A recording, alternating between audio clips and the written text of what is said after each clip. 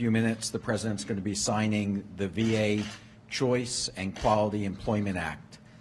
This is a really important piece of legislation, and I do want to recognize that this was passed with bipartisan support in both the House and the Senate. And I also want to thank our veteran service organizations who were there helping us get this important piece of legislation passed for veterans. Many of them are here today. Others are not able to join us today. The VA Choice and Quality Employment Act has three important components.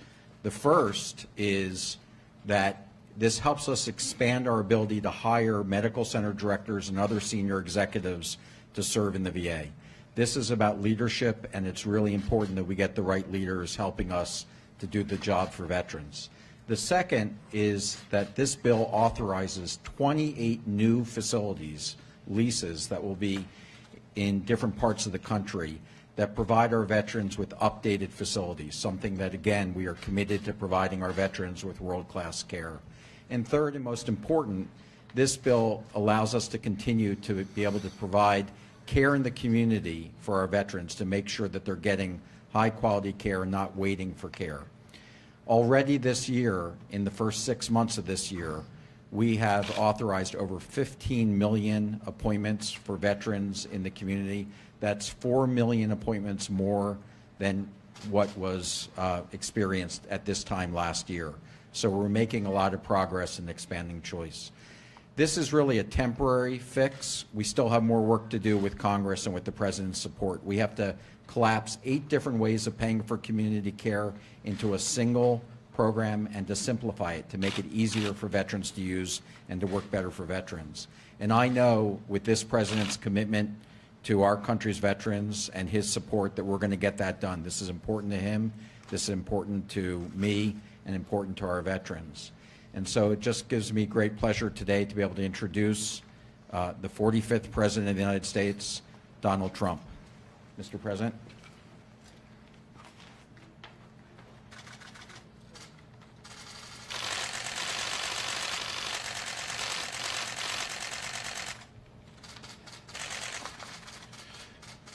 Well, thank you very much. As you know, this was a small press conference, but a very important one, and it was scheduled to talk about the great things that we're doing with the Secretary, on the Veterans Administration, and we will talk about that very much so in a little while, but I thought I should put out a comment as to what's going on in Charlottesville. So, again, I want to thank everybody for being here. In particular, I want to thank our incredible veterans, and thank you, fellas. Let me shake your hand. Thank you very much, sir.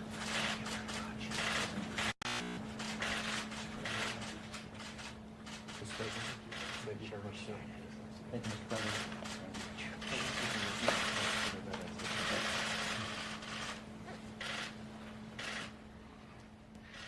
Great people. They're great people. But we're closely following the terrible events unfolding in Charlottesville, Virginia. We condemn in the strongest possible terms this egregious display of hatred, bigotry, and violence on many sides. On many sides. It's been going on for a long time in our country. Not Donald Trump, not Barack Obama. This has been going on for a long, long time. It has no place in America. What is vital now is a swift restoration of law and order and the protection of innocent lives. No citizen should ever fear for their safety and security in our society, and no child should ever be afraid to go outside and play or be with their parents and have a good time. I just got off the phone with the governor of Virginia, Terry McAuliffe, and we agreed that the hate and the division must stop, and must stop right now. We have to come together as Americans with love for our nation and true affection, and I say this so strongly, true affection for each other. Our country is doing very well in so many ways. We have just absolute record employment. We have unemployment, the lowest it's been in almost 17 years. We have companies pouring into our country, Foxconn and car companies and so many others. They're coming back to our country. We're renegotiating trade deals to make them great for our country and great for the American worker. We have so many incredible things happening in our country. So when I watch Charlottesville, to me it's very, very sad.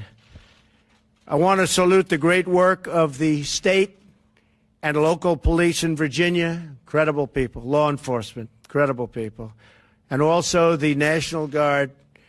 They've really been working smart and working hard. They've been doing a terrific job. Federal authorities are also providing tremendous support to the governor. He thanked me for that. And we are here to provide whatever other assistance is needed. We are ready, willing, and able. Above all else, we must remember this truth. No matter our color, creed, religion, or political party, we are all Americans first. We love our country. We love our God. We love our flag. We're proud of our country. We're proud of who we are. So we want to get the situation straightened out in Charlottesville, and we want to study it. And we want to see what we're doing wrong as a country where things like this can happen. My administration is restoring the sacred bonds of loyalty between this nation and its citizens. But our citizens must also restore the bonds of trust and loyalty between one another. We must love each other, respect each other, and cherish our history and our future together. So important. We have to respect each other. Ideally, we have to love each other.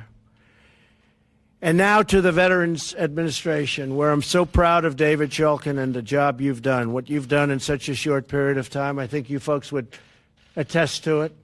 If anybody disagrees, you can leave the room right now. But David really has. He's a star, what he's been able to do. So, David, I'd like to thank you very much for your leadership and for the profound improvements to the VA services that you've made in such a short period of time. And the President now going to speak about that Veterans Employment Act that he's about to sign this afternoon. As he does that, I want to bring back in our senior White House correspondent, Cecilia Vega. The President coming out there calling for a swift restoration of law and order in Charlottesville, the protection of innocent lives. And then he went on to condemn the hatred, bigotry, and violence.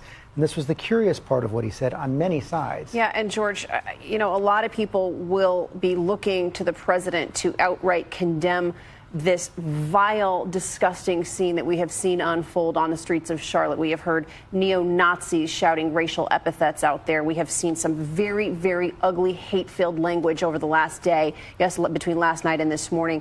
And frankly, you know, tweets like from a former KKK leader, David Duke, today calling on directly to the president, saying, I would recommend you take a good look in the mirror and remember it was white Americans who put you in the presidency, not radical leftists. So President Trump is under some pressure here to come down hard on this, particularly of communities of color who have felt that he has not taken a strong enough stance during his campaign, in his time in office, to distance himself from white nationalists and many of this alt-right white nationalists who have been supportive of him. George. You see these graphic scenes from the streets of Charlottesville right now. The mayor of Charlottesville said at least one person has died in these protests. We're not sure it was a result of this quite graphic car ramming that we saw earlier. You see those beatings earlier as well. As Cecilia Vega pointed out, this was started by white nationalists, a white nationalist rally planned for tonight. They were protesting the taking down of a Confederate statue in Charlottesville. Counter-protesters have come into the streets. That has led to the clashes as well. The president did say he's spoken with the Democratic governor of Virginia, Terry McAuliffe, and he said he and the governor agreed that we must come together with love and affection for each other. We have not seen much love and affection on the streets of Charlottesville today. We're going to stay on top of this. Cecilia, you'll be back with much more on World News Saturday coming up in just a couple of hours, and I'll see you tomorrow on This Week. This has been a special report from ABC News.